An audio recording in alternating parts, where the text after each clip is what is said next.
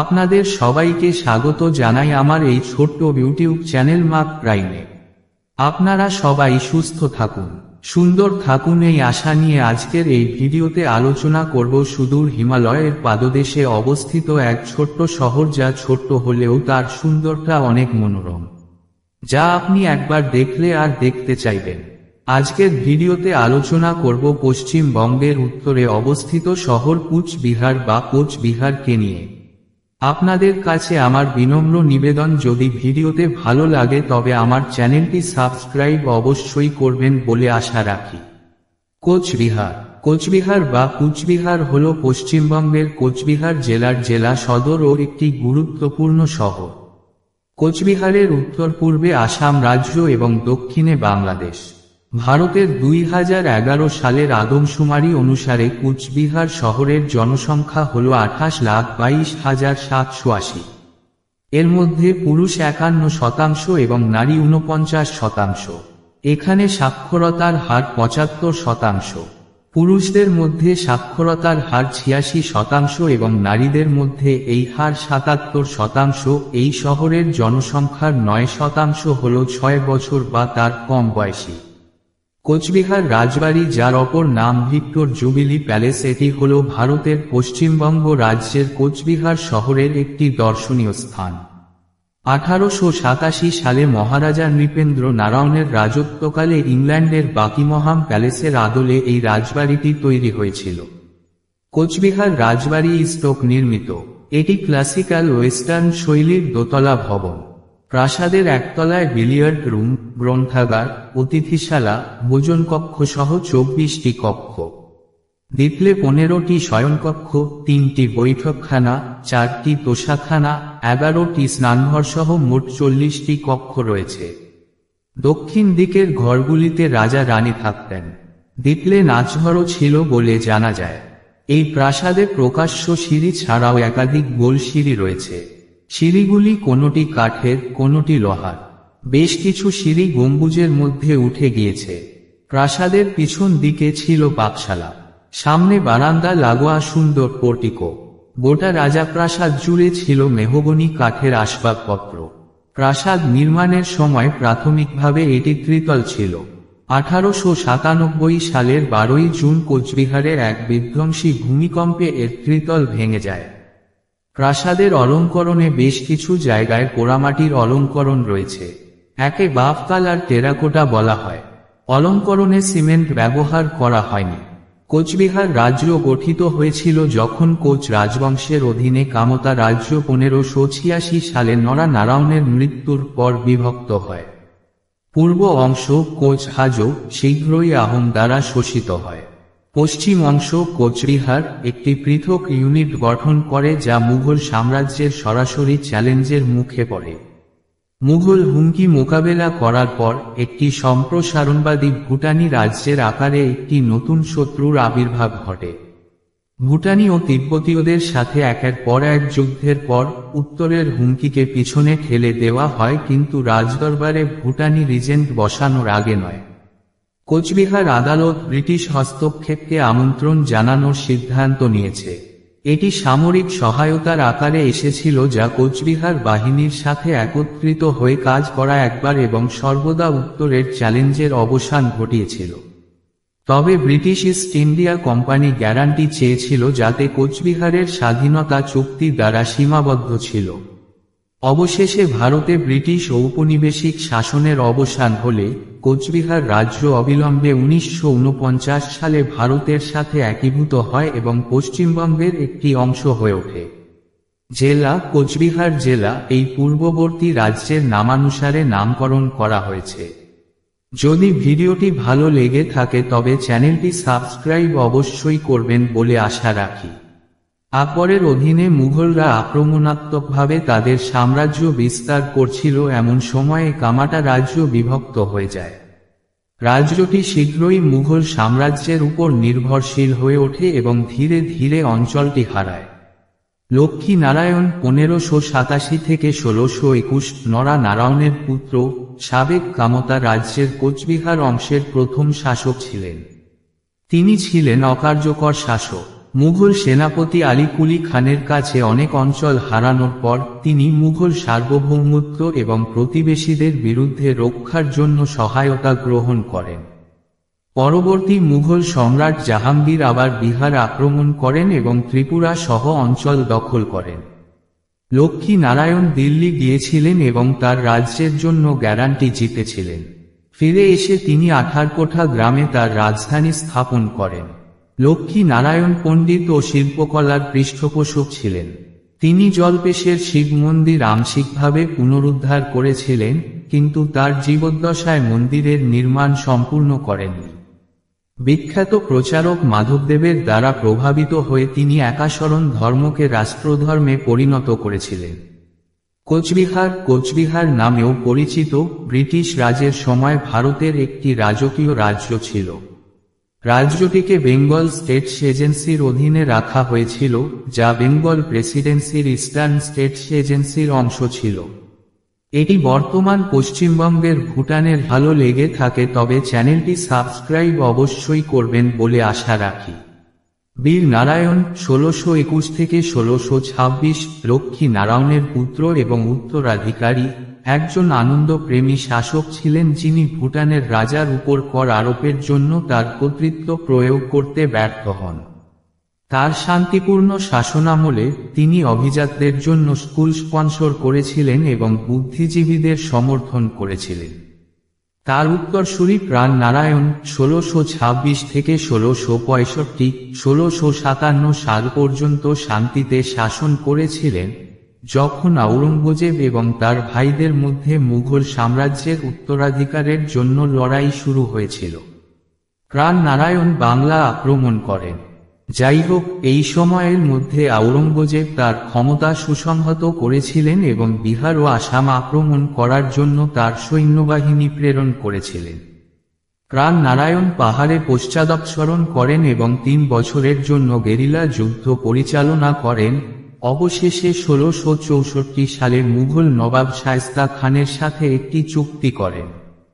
তার শাসনামলে বিহার রাজ্য দক্ষিণে তাজহাট বাহারবন্দ পরগনা, গোয়ালাপাড়া জেলার খুঁটাঘাটের কাছে বসাকপুর পর্যন্ত বিস্তৃত হয়। পূর্বে ভাগরাও এবং পশ্চিমে মোরাংয়ের মধ্যে।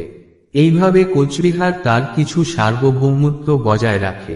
মহারাজা প্রাণ নারায়ণ বানেশ্বর মন্দির, ষণ্ডেশ্বর এবং গোসানিমারির কামেশ্বরী মন্দির পুনর্নির্মাণ করেন।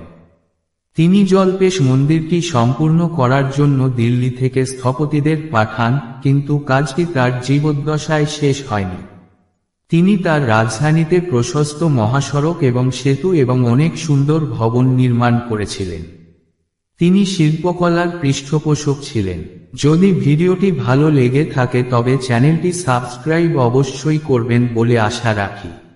মদন নারায়ণ বামদ নারায়ণ 1665 থেকে 1680 রাজ করেন। তার ভাইদের সাথে একটি সংক্ষিপ্ত সংগ্রামের পর প্রাণ নারায়ণের স্থলাভিষিক্ত হন। কিছু সময়ের জন্য সিংহাসনের পিছনের শক্তি ছিল মাহি নারায়ণ, যিনি তার পিতার জন্য নাজির আহ্বানকারী ছিলেন। তীব্র সংগ্রামের পর মদন নারায়ণ নিয়ন্ত্রণ লাভ করেন এবং মাহি নারায়ণ ভুটানে পালিয়ে যান। মদন নারায়ণ তার জমির জরিপ শুরু করেন এবং জমির মালিকানার একটি রেজিস্টার করেন।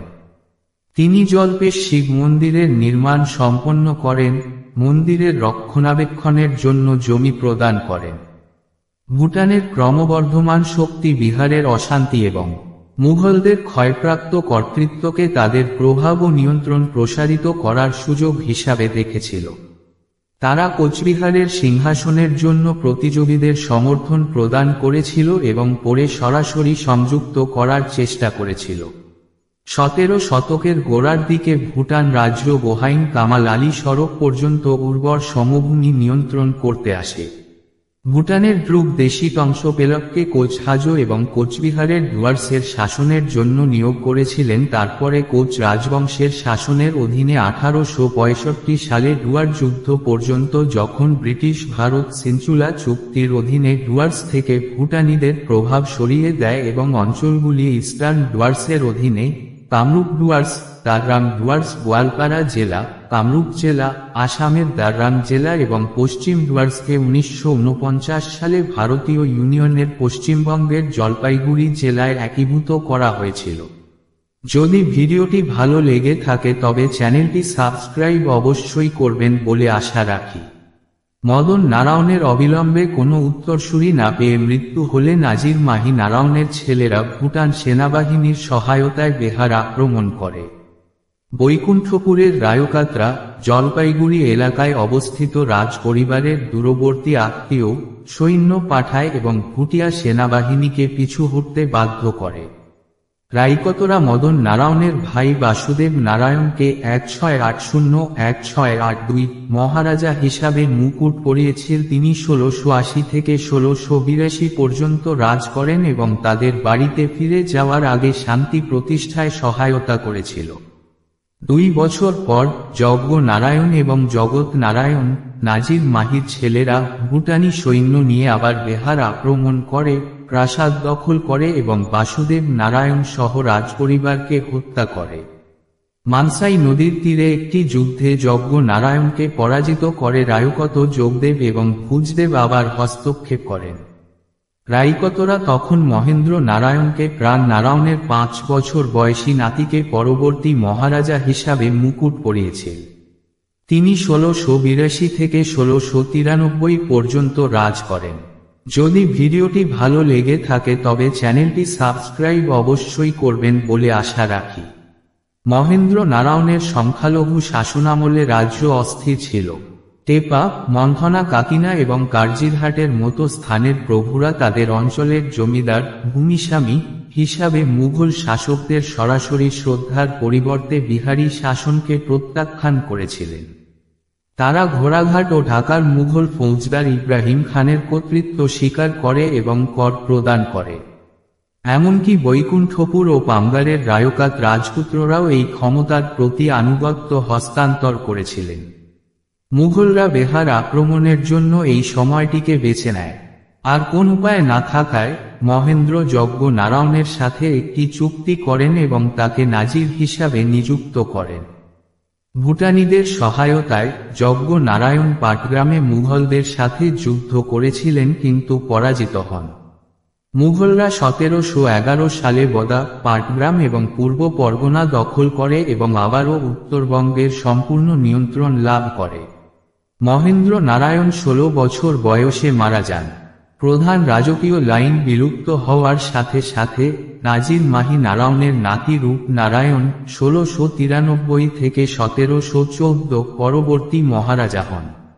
রূপ নারায়ণ একজন শক্তিশালী এবং জনপ্রিয় শাসক ছিলেন, কিন্তু রংপুরের মুঘল ফৌজদারকে আক্রমণ করার ভুল করেছিলেন। পরাজিত হয়ে তিনি কার্জিহাট, কাকিনা এবং ফতেপুর চাকলাকে হারান, শুধুমাত্র বোদা, পাটগ্রাম এবং পূর্ব চাকলা ধরে রাখেন। শীঘ্রই তিনি এই অঞ্চলগুলিও হারিয়ে ফেলেন এবং 3টি চাকলা তার নাজিরের নামে মুঘলদের কাছে ইজারা দেওয়া হয়।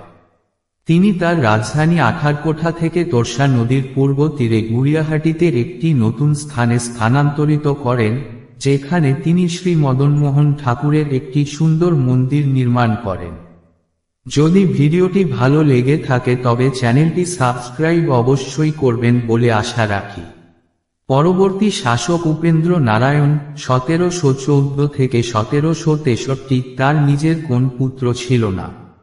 তিনি দেওয়ান সত্য নারায়ণের পুত্র দীন নারায়ণকে দত্তক নেন এবং তাকে যথেষ্ট ক্ষমতা দেন, কিন্তু আনুষ্ঠানিকভাবে তাকে সিংহাসনের উত্তরাধিকার দেননি। দীন নারায়ণ রংপুরে মুঘল ফৌজদার মোহাম্মদ আলী খানের সাথে দেখা করেন এবং সিংহাসন লাভে মোহাম্মদ আলী খানের সমর্থনের বিনিময়ে মুঘল আধিপত্য স্বীকার করতে সম্মত হন। মোহাম্মদ আলী খান আক্রমণ করেন, কিন্তু বিহার ও ভুটান থেকে সম্মিলিত সেনাবাহিনীর দ্বারা বাধ্য হন এবং রংপুরে পালিয়ে যেতে হয়। জীবনের শেষ দিকে উপেন্দ্র নারায়ণের দ্বিতীয় রানী দেবেন্দ্র নারায়ণ নামে একটি পুরুষ সন্তানের জন্ম দেন, যিনি 4 বছর বয়সে সিংহাসনে আরোহণ করেন। তিনি 1763 থেকে 1765 পর্যন্ত রাজ করেন। তার সংক্ষিপ্ত রাজত্ব ছিল বিশৃঙ্খল। ভুটিয়ারা বিহারের উত্তরে আরও জমি দখল করে নেয় এবং বিহারের রাজধানীতে তাদের রাষ্ট্রদূত রাজ্যের প্রকৃত শাসক হয়ে ওঠে। যুবক মহারাজাকে 6 বছর বয়সে একটি প্রাসাদ চক্রান্তে হত্যা করা হয়েছিল। 1765 সালের 12 August British east India company বাংলার নিয়ন্ত্রণ নেয়। বিহারের মহারাজাকে এখন ইস্ট ইন্ডিয়া কোম্পানিকে বোদা, পাটগ্রাম, পাঙ্গা এবং বাংলার অন্যান্য চাকরাগুলির জন্য ভাড়া দিতে হয়েছিল, যা তারা পূর্বে মুঘল প্রশাসনকে প্রদান করেছিল। যদি ভিডিওটি ভালো লেগে থাকে তবে চ্যানেলটি সাবস্ক্রাইব অবশ্যই করবেন বলে আশা রাখি। দেবেন্দ্র নারায়ণের হত্যার পর ভুটানের রাজা দেবরাজ হত্যার ষড়যন্ত্রের নেতা রাজগুরু রামানন্দ গোস্বামীকে গ্রেপ্তার করতে সৈন্য পাঠান। বিহার আদালত দেবেন্দ্র নারায়ণের চাচাতো ভাই ধীরজেন্দ্র নারায়ণকে মহারাজা হিসাবে মুকুট দিতে সম্মত হয়। তিনি 1765 থেকে 1770 পর্যন্ত রাজ করেন। তিনি ছিলেন ভুটানের পুতুল। ভুটানের রাষ্ট্রদূত পেনসুথোমা ছিলেন কার্যকর শাসক। ভুটান জল্পেশ্বর, মানদাস, জালাস, লক্ষ্মীপুর, সান্তরাবাড়ি, মারাঘাট এবং ভোলকা সহ বিহার অঞ্চলগুলির সরাসরি নিয়ন্ত্রণ দখল করে। এ সময় ব্যাপক দুর্ভিক্ষ দেখা দেয়। আদালত চক্রান্ত ও ষড়যন্ত্রে অধপতিত হয়। অবশেষে ভুটানের দেবরাজ ধীরজেন্দ্র নারায়ণকে গ্রেপ্তার করেন এবং তাকে ভুটানের রাজধানী পুনাখে নিয়ে যান। তার জায়গায় রাজেন্দ্র নারায়ণকে নামমাত্র শাসক হিসেবে মুকুট দেওয়া হয়, যার শাসনকাল থাকে মাত্র 1770 থেকে 1772। একটি সংক্ষিপ্ত রাজত্ব পরে রাজেন্দ্র নারায়ণ 1772 সালে জ্বরে মারা যান। মহারাজা রাজেন্দ্র নারায়ণ কোন উত্তরাধিকারী রাখেননি। ভুটিয়ারা রাজকীয় শাসনামল দখল করে সরাসরি নিয়ন্ত্রণ নেওয়ার চেষ্টা করেছিল, কিন্তু আদালত বিদ্রোহ করে ধরেন্দ্র নারায়ণকে সিংহাসনে বসিয়েছে। আর তিনি 1772 থেকে 1775 পর্যন্ত রাজ করেন। কোচ যুদ্ধবাজরা আবার তাদের ব্যানার নিয়ে সমাবেশ করে এবং কোচবিহারের উত্তরাঞ্চল থেকে ভুটানি, তিব্বতী খাম্পা বাহিনীকে তাড়া করে। পেনসুথোমা, ভুটানি রিজেন্ট, ভুটানে ফিরে আসেন, যার রাজা বিহার আক্রমণ করতে সৈন্য পাঠান। কিছু লড়াইয়ের পর ভুটানিরা নিয়ন্ত্রণ পুনরুদ্ধার করে এবং একটি নতুন পুতুল শাসক প্রতিষ্ঠা করে, একটি শিশু যাকে তারা ভুটানের চেকাখাতায় স্থাপন করেছিল। তার প্রারম্ভিক মৃত্যুতে ভুটিয়ারা অবশেষে সরাসরি নিয়ন্ত্রণের চেষ্টা করে, কৌশলগত অবস্থানে দুর্গগুলিকে গ্যারিসন করে। তবে বিস্তৃত উত্তরবঙ্গ অঞ্চলের বেশিরভাগ অংশই উত্তরাঞ্চলীয় নিয়ন্ত্রণের ঘোর বিরোধী ছিল। উদাহরণস্বরূপ, একজন গুরুত্বপূর্ণ যোদ্ধা রহিমগঞ্জ পরগনার রূপন সিং বজায় রেখেছিলেন যে উত্তরবঙ্গে ভুটানিদের উপস্থিতি অবৈধ ছিল এবং ভুটান আদালতকে তাদের বাহিনী প্রত্যাহার করার নির্দেশ জারি করেছিল। যদি ভিডিওটি ভালো লেগে থাকে তবে চ্যানেলটি সাবস্ক্রাইব অবশ্যই করবেন বলে আশা রাখি। মহারাজা ধরেন্দ্র নারায়ণ বিপুল অর্থের বিনিময়ে তার রাজ্য পুনরুদ্ধারের জন্য সাহায্যের জন্য বাংলার শাসক ব্রিটিশদের কাছে আবেদন করেছিলেন। যাই হোক, গভর্নর জেনারেল ওয়ারেন হেস্টিংস শর্তাবলী প্রত্যাখ্যান করেছিলেন এবং একটি চুক্তির উপর জোর দিয়েছিলেন, যার মাধ্যমে মহারাজা সুরক্ষার বিনিময়ে কোম্পানিকে একটি বার্ষিক শ্রদ্ধা নিবেদন করবেন, কার্যত ব্রিটিশদের আধিপত্য স্বীকার করার চুক্তি। ব্রিটিশরা তখন কালিকাতা থেকে মিপালিং এর নেতৃত্বে একটি রেজিমেন্ট পাঠায়, যারা রংপুর হয়ে মুগলহাটের দিকে অগ্রসর হয়। তাদের পথে সমস্ত যুদ্ধবাজ এবং উত্তরবঙ্গের প্রধানদের বিহার বাহিনীর সাথে যোগ দেয়। ভুটানি বাহিনীর সাথে একের পর এক তীব্র সংঘর্ষের পর ব্রিটিশ কোচ জোট বাহিনী রাজধানী দখল করে 1772 সালে এবং দক্ষিণ ভুটানে অগ্রসর হয়। দুর্গম পার্বত্য দেশে আরও যেতে অনিচ্ছুক ব্রিটিশরা বিহারের রাজকীয় বন্দীদের আত্মসমর্পণের বিনিময়ে ভুটানের সাথে একটি শান্তি চুক্তি 25 এপ্রিল 1774 আলোচনা করে। ভুটান তার প্রাক -1730 সীমানায় ফিরে যেতে সম্মত হয় এবং 5টি ঘোড়ার প্রতীকী শ্রদ্ধা জানায়। ব্রিটিশরা বিহারে একটি ছোট গ্যারিসন রেখেছিল এবং প্রধান সেনাবাহিনীকে রংপুরে প্রত্যাহার করে নেয়। যখন ধীরেন্দ্র নারায়ণ বুঝতে পারলেন যে তিনি একজন প্রভুর সাথে অন্য মালিকের বিনিময়ে করেছেন এবং স্থায়ীভাবে তার পৈতৃক জমির স্বাধীনতা হারিয়েছেন, তখন তিনি ধীরেন্দ্র নারায়ণের পক্ষে ত্যাগ করেন, যিনি 1775 সালে তার মৃত্যুর আগ পর্যন্ত রাজত্ব করেছিলেন। যখন ধীরেন্দ্র নারায়ণ সিংহাসন পুনরায় শুরু করেন তিনি 1775 থেকে 1783 পর্যন্ত রাজ করেন। তারপর থেকে 1947 সালে ভারতের রাজ্যে নিয়ন্ত্রণ হস্তান্তর না হওয়া পর্যন্ত কোচবিহার সামগ্রিকভাবে ব্রিটিশ আধিপত্যের অধীন একটি রাজকীয় রাজ্য ছিল। যদি ভিডিওটি ভালো লেগে থাকে তবে চ্যানেলটি সাবস্ক্রাইব অবশ্যই করবেন বলে আশা রাখি। ব্রিটিশ ইস্ট ইন্ডিয়া কোম্পানির অধীনে পরবর্তী রাজ শাসক ছিলেন হরেন্দ্র নারায়ণ 1783 থেকে 1839, এরপর শিবেন্দ্র নারায়ণ 1839 থেকে 1847 পর্যন্ত এবং তারপর নরেন্দ্র নারায়ণ 1847 থেকে 1863 পর্যন্ত রাজ করেন। কোচবিহার রাজ্যের শাসকরা 1884 সাল থেকে মহারাজা উপাধি ধারণ করেছিলেন। তারা ব্রিটিশ কর্তৃপক্ষের 13 বন্দুকের স্যালুটের অধিকারী ছিল। শেষ শাসক 1950 সালের 1 জানুয়ারি ভারতীয় ইউনিয়নে যোগদানের সনদে স্বাক্ষর করেছিলেন। ভারতীয় বিদ্রোহের পরেই ব্রিটিশ ইস্ট ইন্ডিয়া কোম্পানি বিলুপ্ত হয়ে যায়। ব্রিটিশ সরকারের সরাসরি শাসন দ্বারা প্রতিস্থাপিত হয় ব্রিটিশ রাজ। যদিও কোচবিহার রাজ্যটি খুব ছোট ছিল, তবে এটি একটি নির্দিষ্ট বিশিষ্টতা উপভোগ করেছিল কারণ এটি ব্রিটিশ রাজের কেন্দ্রস্থল কলকাতা থেকে তুলনামূলকভাবে সহজ দূরত্বের মধ্যে অবস্থিত খুব কম রাজ্যগুলির মধ্যে একটি ছিল। এই নৈকটের কারণে রাজপরিবার পাশ্চাত্যকরণকে গ্রহণ করেছিল এবং এর ফলে পরিবারটি ব্রিটিশ সরকারি চেনাশোনাগুলিতে এবং সেই সাথে লন্ডনের সমাজে একটি উচ্চতা উপভোগ করেছিল।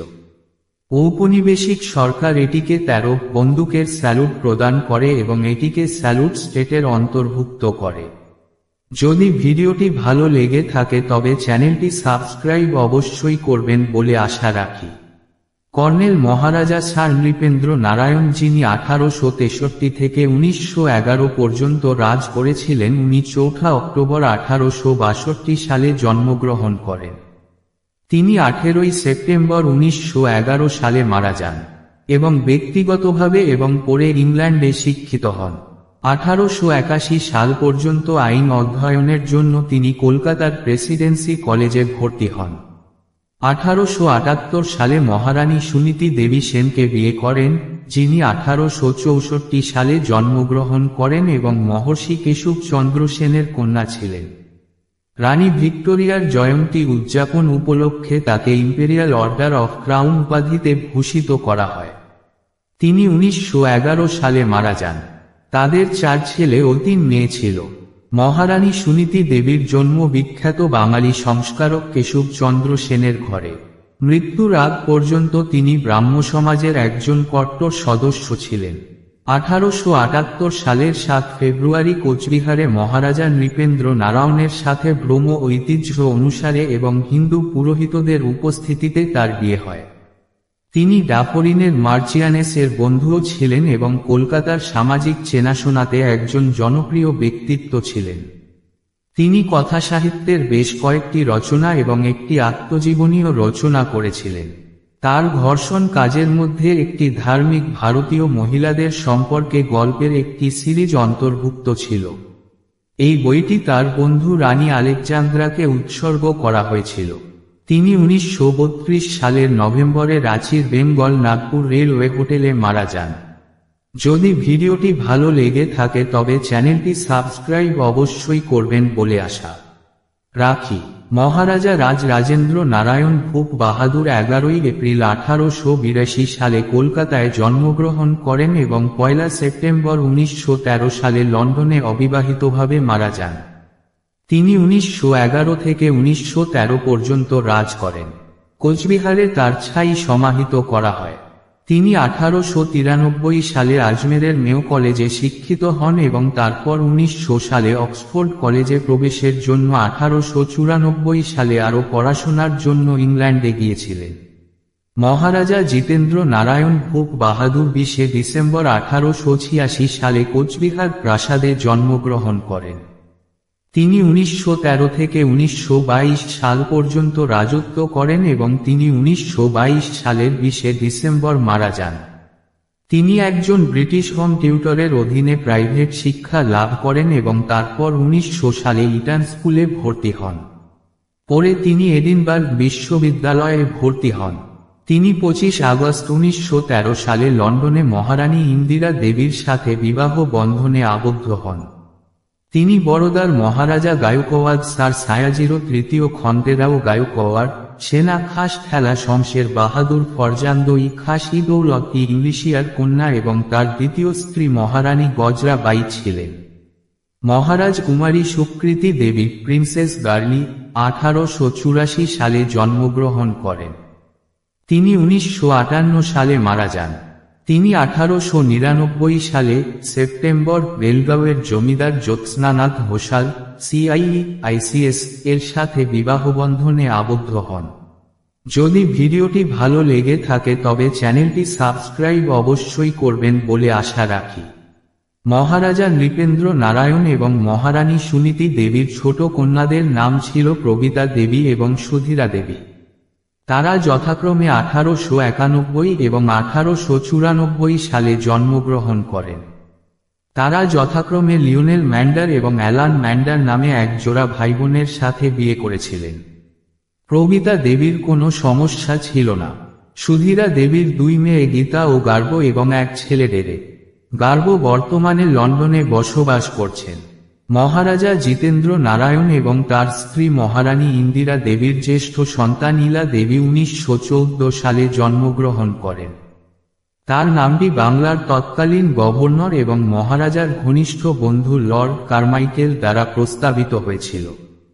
তিনি ইস্টবর্নের রেভেনক্রফট স্কুলে পড়াশোনা করেছেন।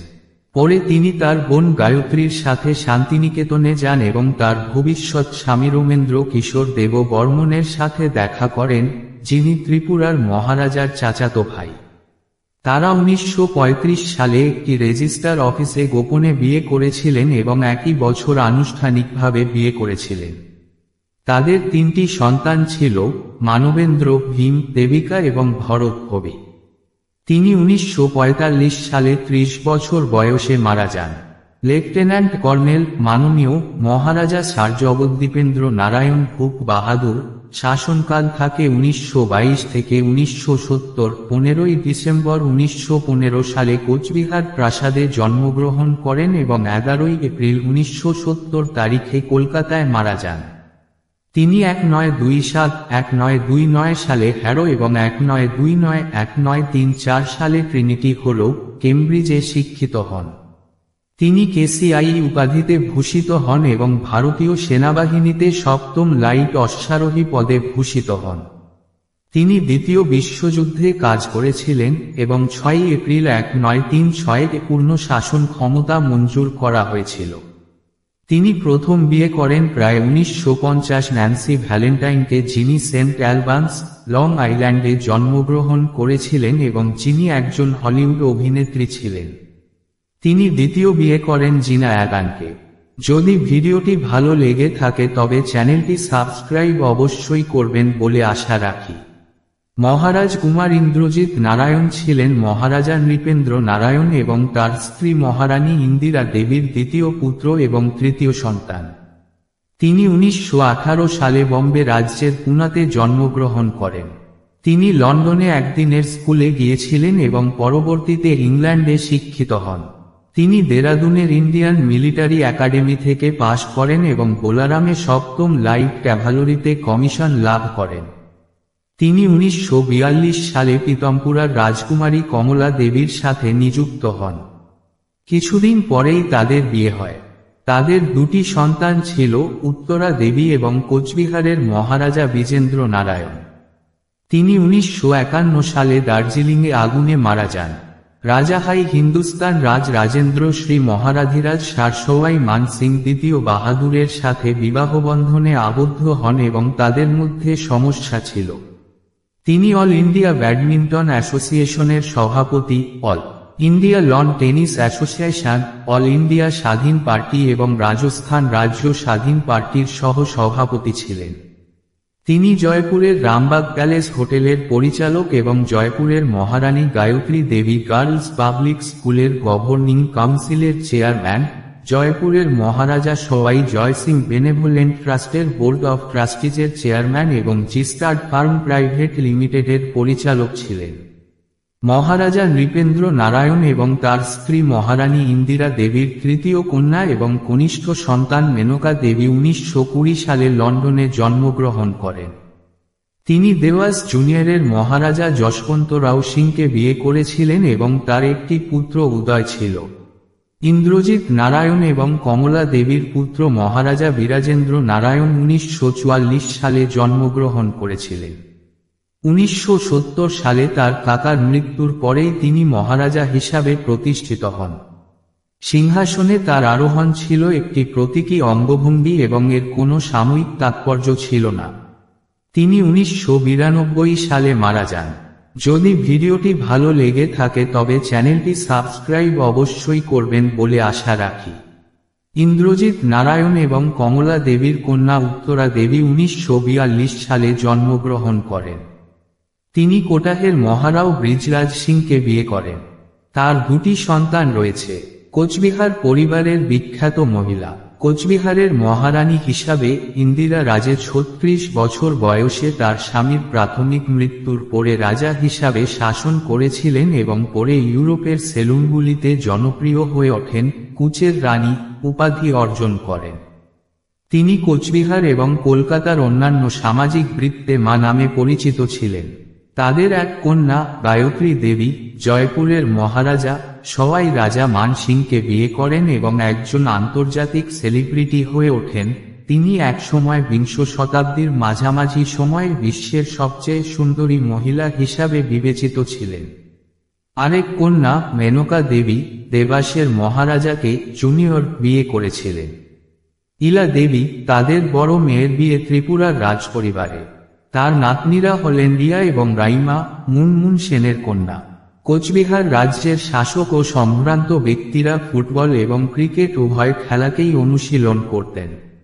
কোচবিহার কাপ, যা 1893 সালে রাজ্যে উদ্ভূত হয়েছিল, ভারতীয় ফুটবল অ্যাসোসিয়েশন (আইএফএ) দ্বারা আয়োজিত মহাদেশীয় এশিয়ার একটি মর্যাদাপূর্ণ ফুটবল টুর্নামেন্ট হয়ে ওঠে। বন্ধুরা, কোচবিহার সম্পর্কে ভিডিওটি এই পর্যন্ত। ভিডিওটি কেমন লাগলো নিচে কমেন্ট করে অবশ্যই বলবেন। যদি ভিডিওটি ভালো লেগে থাকে তবে চ্যানেলটি সাবস্ক্রাইব অবশ্যই করবেন বলে আশা রাখি। যদি পারেন ভিডিওতে বেশি করে লাইক ও শেয়ার করবেন। আপনাদের সর্বাঙ্গীন মঙ্গল কামনায় আজকের মতো বিদায় নিচ্ছি। কালকে আবারও একটি নূতন ভিডিও নিয়ে আপনাদের সামনে উপস্থিত হব।